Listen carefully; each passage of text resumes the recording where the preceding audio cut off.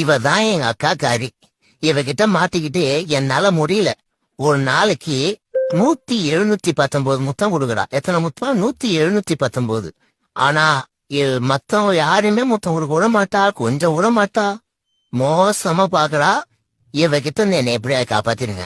என்ன பண்ண போறேன்னு தெரியல. இவகிட்ட போற காலத்தை இவகிட்ட மாட்டிட்டு முடியலடா சாமி. சிசிடிவில போகாம ஃபாலோ கொடுத்துருப்பாங்க.